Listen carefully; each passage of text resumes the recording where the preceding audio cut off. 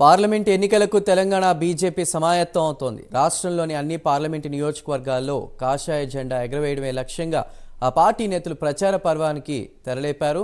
మరోవైపు నియోజకవర్గాల వారీగా అభ్యర్థుల ఎంపికపై బీజేపీ అధిష్టానం దృష్టి సారించింది. ఎన్నికల షెడ్యూల్ సమయం దగ్గర పడుతూ ఉండడంతో బీజేపీ అగ్రనేతలు తెలంగాణలో పర్యటనలకు రానున్నారు. ఈ క్రమంలో ప్రధాని నరేంద్ర మోదీ మార్చి మొదటి వారంలో తెలంగాణలో పర్యటించనున్నారు.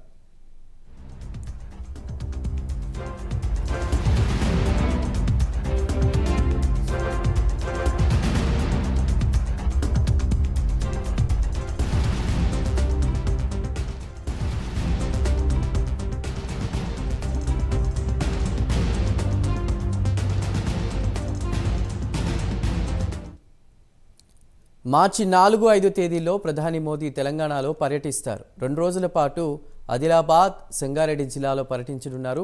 4వ తేదీన ఆదిలాబాద్ జిల్లాలో పర్యటించనున్న ప్రధాని అక్కడ పలు అభివృద్ధి కార్యక్రమాలకు శంకుస్థాపనలు, ప్రారంభోత్సవాలు చేస్తారు. అదే రోజు ఆదిలాబాద్ జిల్లాలో బీజేపీ బహిరంగ సభలో పాల్గొని ప్రసంగిస్తారు. మరుసటి రోజు సంగారెడ్డి జిల్లాలో పర్యటించనున్న ప్రధాని మోదీ పలు అభివృద్ధి పనులకు శంకుస్థాపనలు చేస్తారు.